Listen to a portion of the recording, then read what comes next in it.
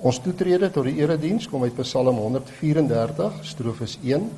Na die fotum en seëngroet sing ons tot lof aan die Here uit Gesang 207, strofes 1, 4 en 5.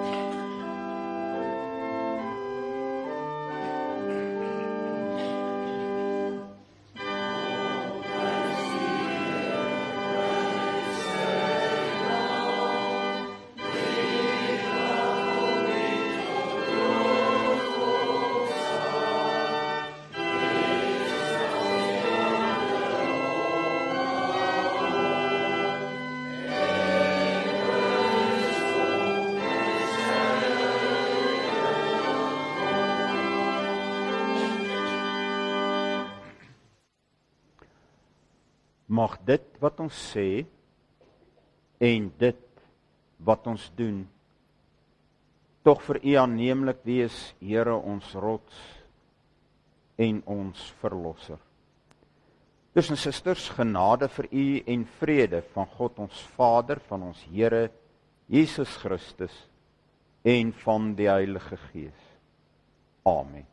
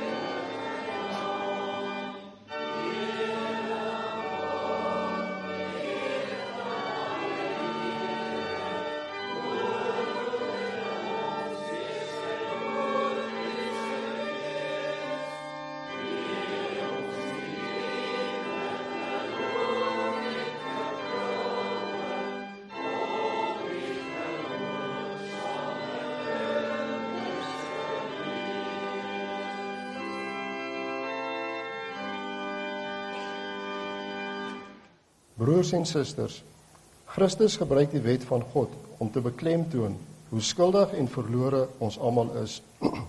Kom ons luister aandagtig uit Eksodus 20 hoe ons dit moet doen. Eerste gebod: Toe het God al hierdie gebooie aangekondig. Ek is die Here jou God wat jou uit Egipte, uit die plek van slawerny bevry het. Jy mag naas my geen ander gode hê. Jy mag nie vir jou 'n beeld of enige afbeelding maak van wat in die hemel daarbo of op die aarde hieronder of in die water onder die aarde is nie. Jy mag hulle nie vereer of dien nie, want ek, die Here jou God, hy is onverdeelde trou aan my. Ek reken kinders die sondes van hulle vaders toe, selfs tot in die 3de en 4de geslag van die wat my haat.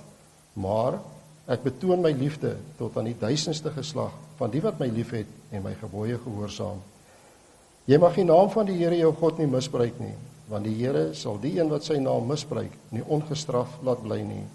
Sorg dat jy die Sabbatdag heilig hou. 6 dae moet jy werk en alles doen wat jy moet, maar die 7de dag is die dag en Sabbat van die Here jou God.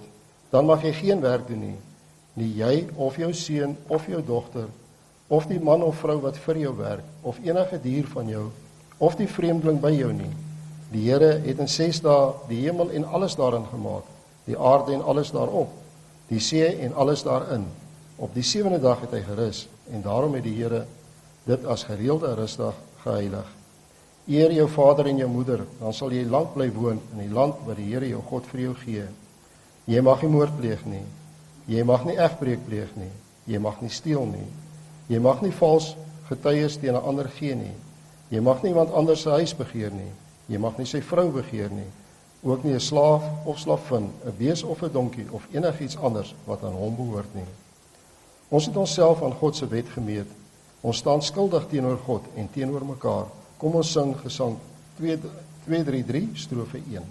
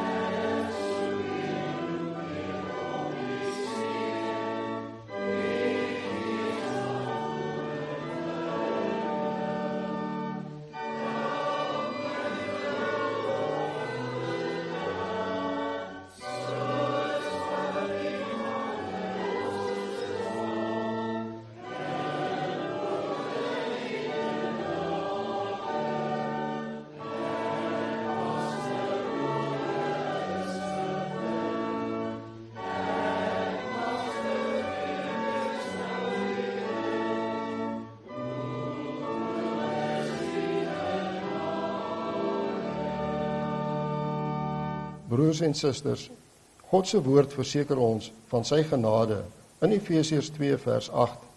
Julle is inderdaad uit genade gered deur geloof. Hierdie redding kom nie uit julleself nie, dit is 'n gawe van God. Kom ons bely ons geloof soos volg.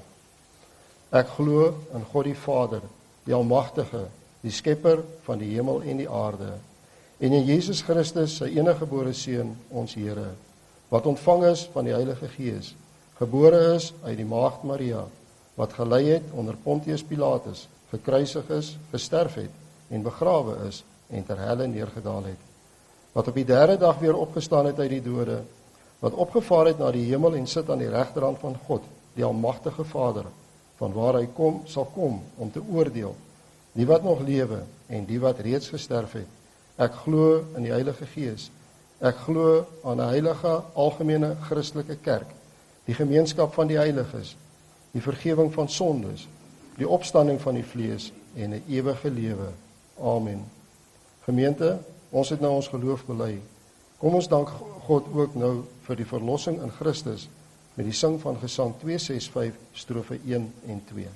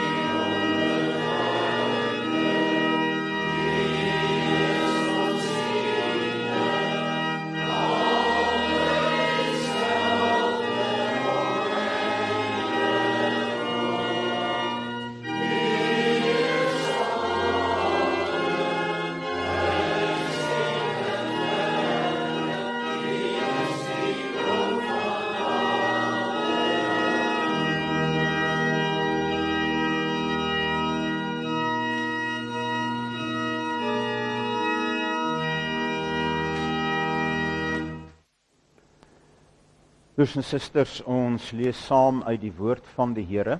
Ons lees uit die Nuwe Testament, uit Matteus 15 vanaf vers 21. Matteus 15 vanaf vers 21. Jesus het daarvandaan weggegaan en na die streke van Tyrus en Sidon toe vertrek.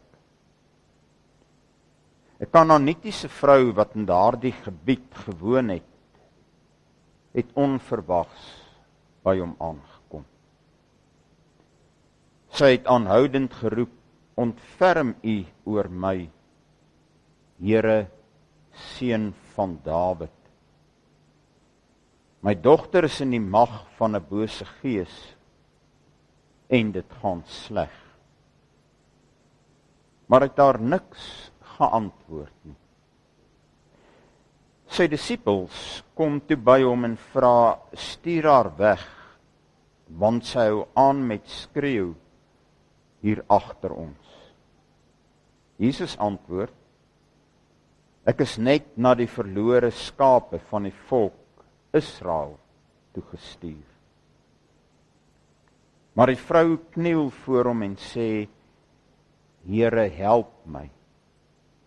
Hy sê vir haar, "Dit is nie mooi om die kinders se brood te vat en vir die hondjies te gooi nie."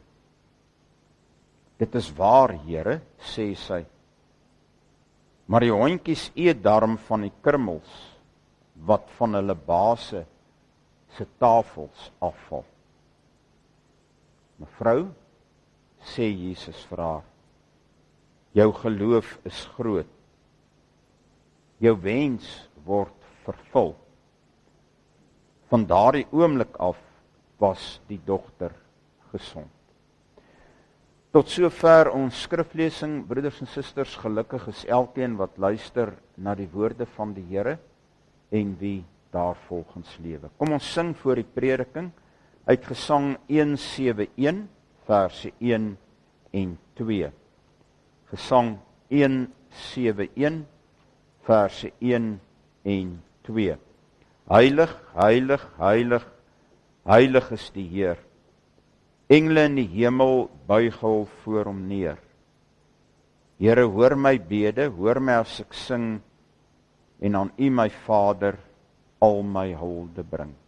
171 verse 1 en 2 voor die prediking.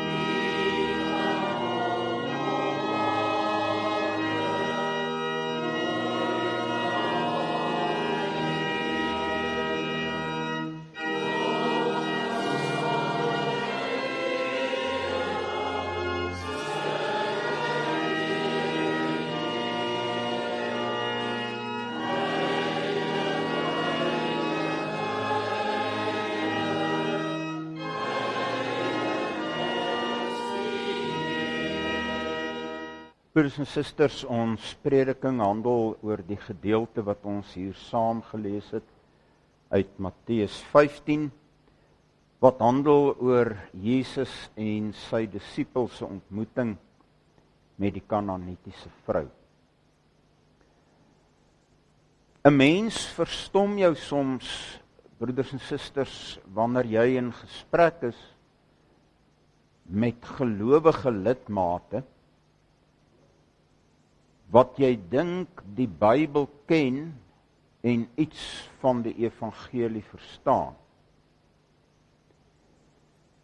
Jy verstom jou en jy's ontnigter as jy agterkom dat wat hulle glo en hoe hulle glo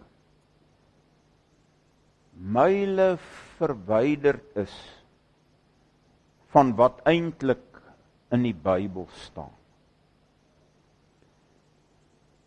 En dan vra jy jouself die vraag af, hoe is dit moontlik dat mense wat vir jare gereeld eredienste bywoon, Bybel lees, so glo en so dink? En een van hierdie dinge wat mense glo en dink, wat ver verwyderd is van wat ons in die Bybel lees, is dat mense dink dat as jy vir God iets aanbied,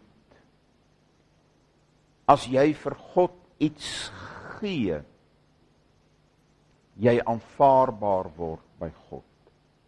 Of dat op grond van wie jy is, of op grond van wat jy al in jou lewe bereik het, jy nou by God reg is. Baie mense loop met hierdie ding in hulle koppe rond, dat ek 'n bepaalde lewe leef, dat ek nou nie te veel sondig nie.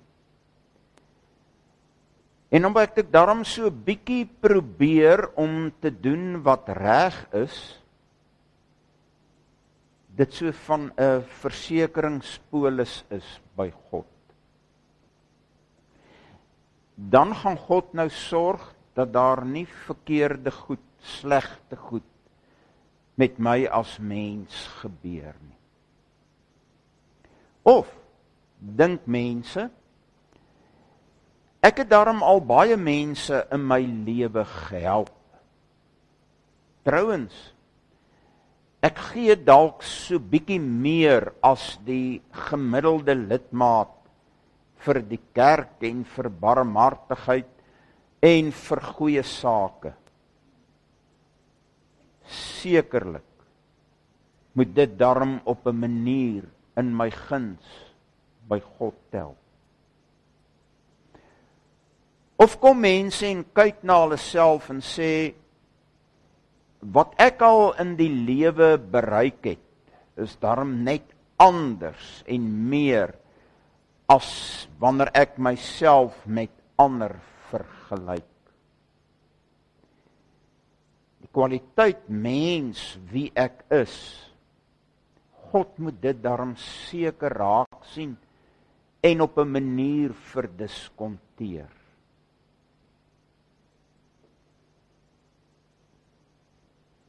Maar wanneer is ons by God aanvaarbaar?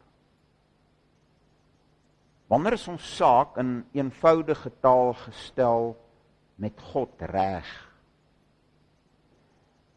Is dit op grond van wat ek in my lewe bereik het? Is dit op grond van dit wat ek gee en wat ek doen? Of iets anders? Een van die reformatore, Luther, het gesê dat wanneer 'n mens by God kom, staan jy met bakhande voor God, soos 'n bedelaar. Hy het gesê eintlik is almal van ons doodgewoon bedelaars voor God. Kom ons dink vir 'n oomblik. As ons vir God iets moes gee of aanbied, sodat ons dan by hom aanvaarbaar sou wees, hoeveel sou ons moes gee? Jy sien, dan sit ons onmiddellik met 'n probleem. As ons onsself as mense gaan meet aan ander en dink, kwaliteitsgewys is ek daarom so bietjie beter as ander mense. Hoeveel beter? En wat is die maatstaf wat jy gebruik om jouself teenoor en met ander te meet en te vergelyk? En hoeveel beter moet jy wees sodat jy by God aanvaarbaar is? En wanneer ons hierdie vrae vra, dan begin mense vir 'n oomblik na te dink, en ook vir die oomblik. En net daarna gaan hulle aan en dink, God behoort my te beloon, wat ek al gedoen en gegee het, moet in my guns stel. Wat leer die Bybel? Die Bybel sê, selfs ons beste werke is sondige werke.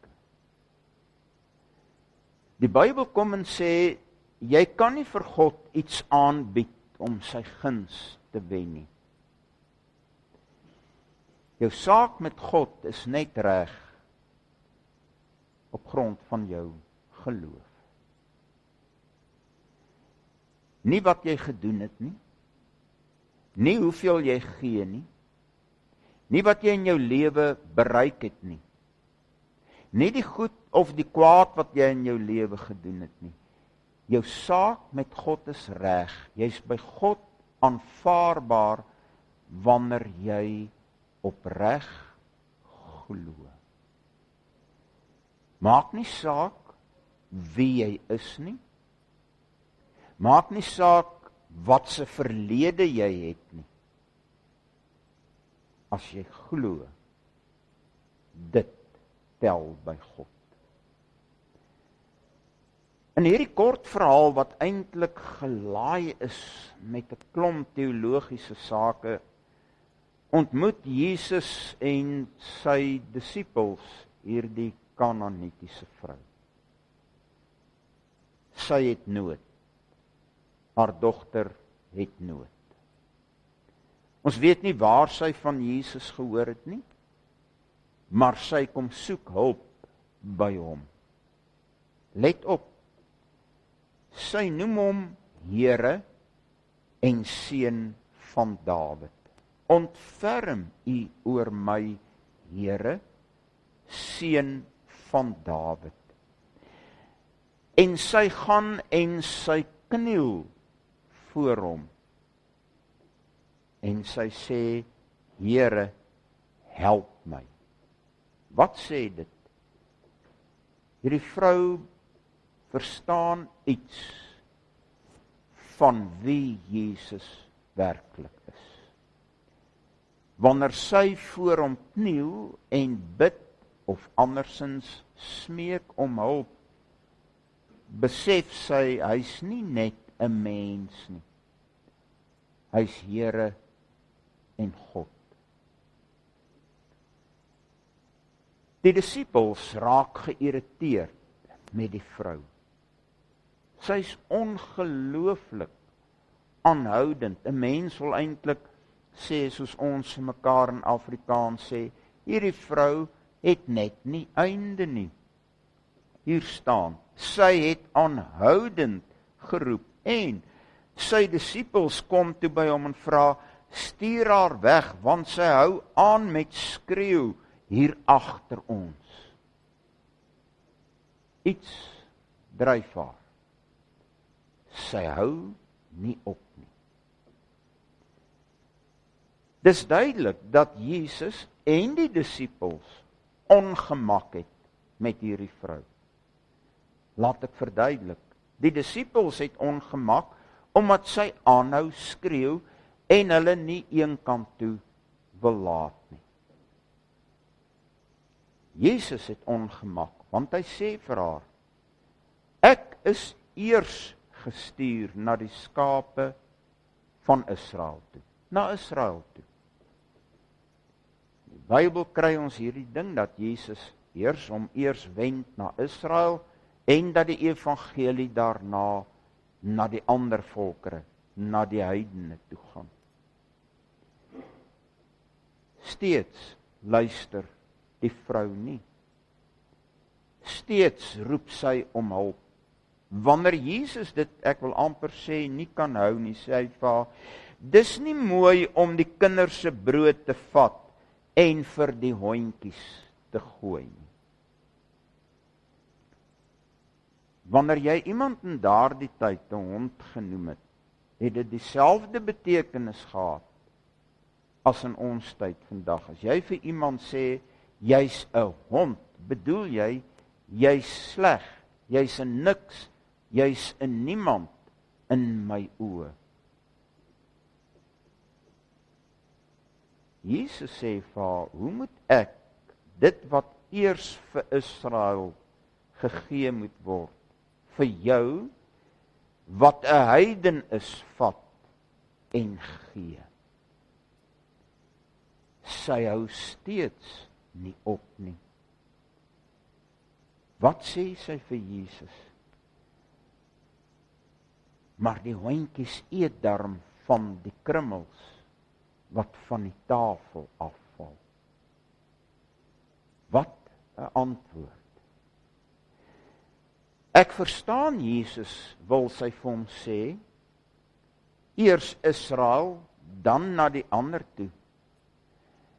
Maar ek is bereid, ek wat 'n niks en 'n niemand is, om selfs van die krummels te eet, wat van die tafel afval.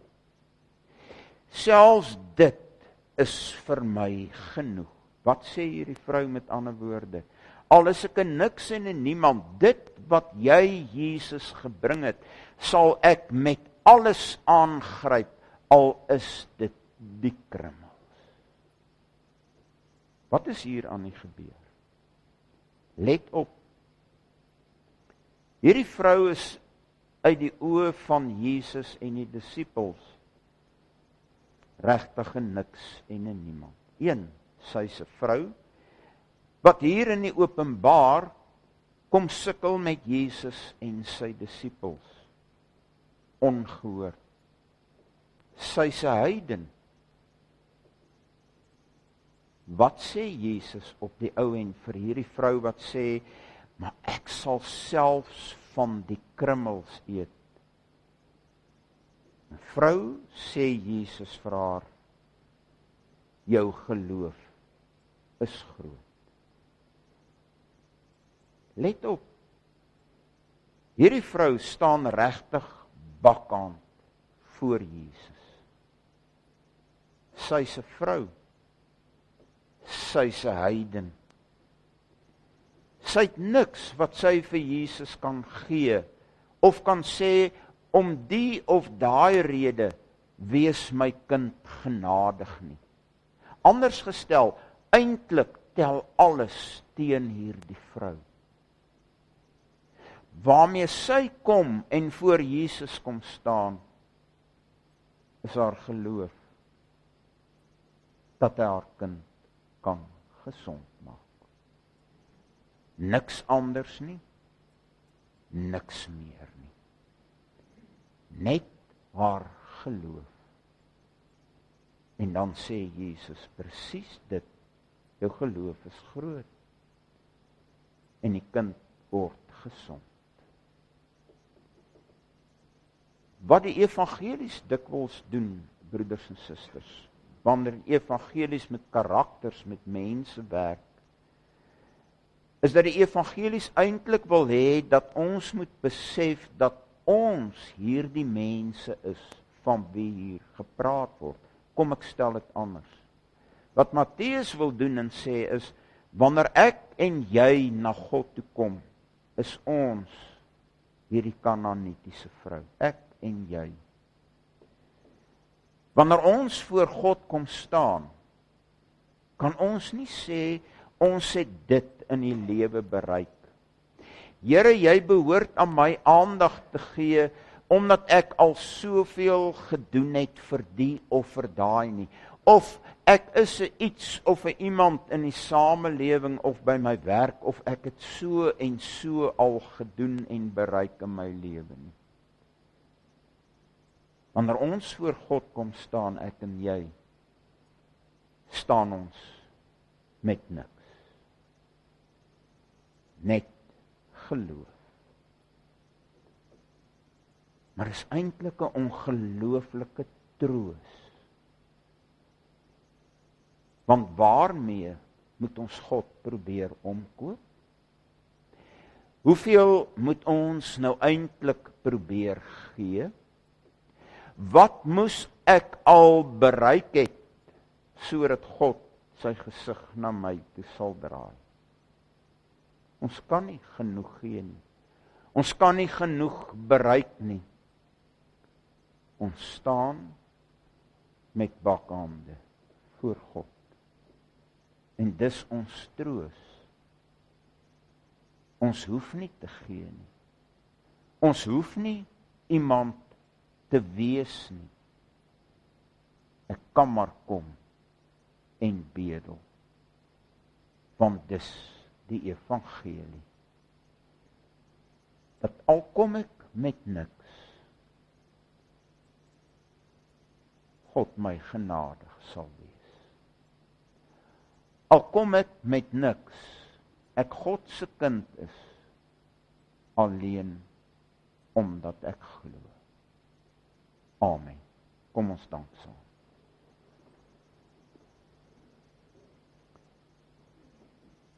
Ons Vader, dankie vir u genade. Dankie dat al sit ek met 'n swart verlede. Dankie al het ek niks om aan te bied nie. U my Vader is. Omdat ek glo. Omdat ek u erken as my Here en my God. Laat dit ons troos.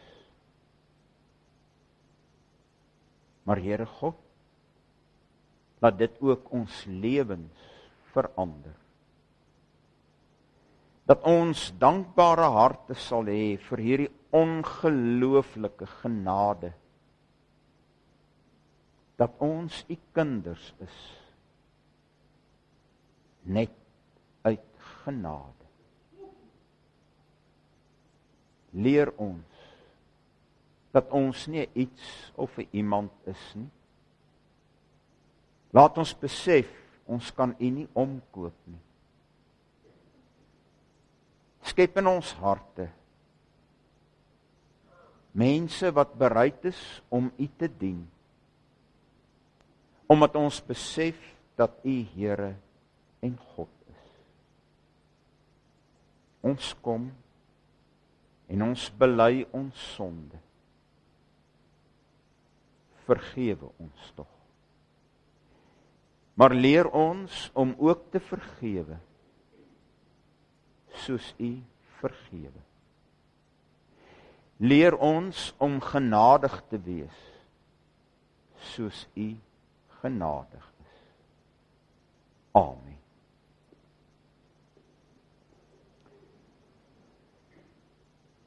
Ten slotte Gesang 244, verse 1 en 4. Gesang 244, verse 1 en 4. Ek hou aan die voorvers 1. Alles is genade, onverdiende guns alleen. Die verlossing uit die kwade kan net u, o God, verleen. U het ons reeds lank tevore as die eiendom beskou, ons in Christus vasgehou. In hom is ons uitverkore. Ons sal oor u liefde juig, dankbaar van u guns getuig. 244 verse 1 en 4 ten slotte.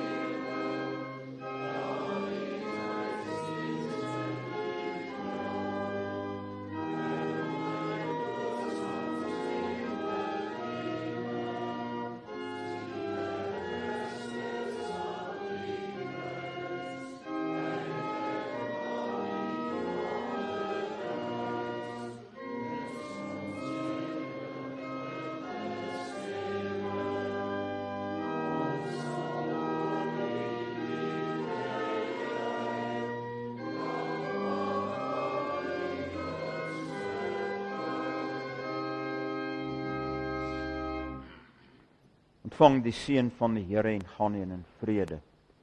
Die genade van ons Here, Jesus Christus, die liefde van God die Vader, gemeenskap met die Heilige Gees, wees en bly met ons almal. Amen.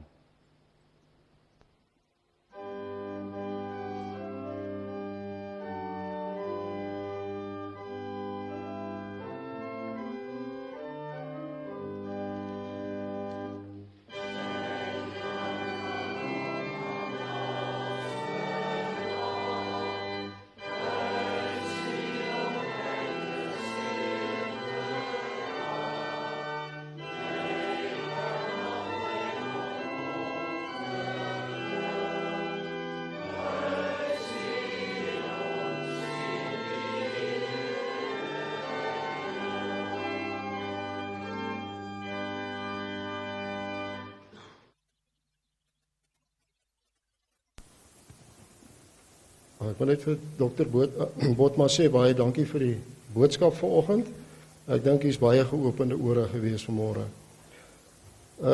Net 'n paar afkondigings. Ons vra voorbereiding vir lidmate wat geliefdes aan die dood afgestaan het. In die hospitale is behandeling ontvang, tuis aansterk en al ons bejaardes.